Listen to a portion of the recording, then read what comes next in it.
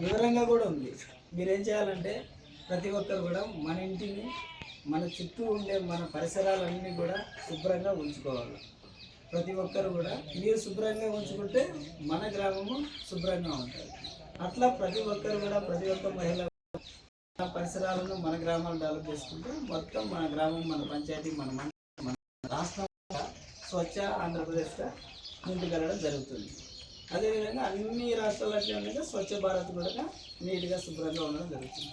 మీరు చేయాలంటే ఈ రోజు నుంచి మనం సంక్రాంతికి ఏ విధంగా అయితే భోగి మంటలు వేసుకుంటామో ఈ రోజు నుంచి మీరు స్పెషల్ డ్రైవ్ మొదలుపెట్టి మన ఇంట్లో పనికిరాని చెత్త అనేటువంటి పాత గుడ్డలు, పాత పేపర్లు అట్లా ఏమన్నా కూడా ఒకసారి క్లీన్ చేసేసి బయటికి వచ్చేసి 1 తారీఖు లోపల కంప్లీట్గా కాల్చి పడేసి పనికిరాని వస్తువులు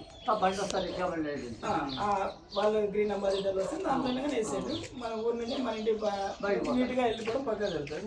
మన గ్రామం బాగుంటుంది. వాటి వల్ల మన ఇంటి దగ్గర ఉండే ఇప్పుడు వానలు పడుతున్నాయి, టెంకాయ తాగింటారు, ఏదైనా ప్లాస్టిక్ కవర్స్ ఉంటాయి, పిల్లలు కురుకునేది తింటారు, అటువంటి దాంట్లో నీళ్ళు నిలబడితే దాంట్లో ఈగలు దాంట్లో ఉంటాయి, అవన్నీ క్లీన్ చేసుకోవాలని చెప్పడం జరుగుతుంది.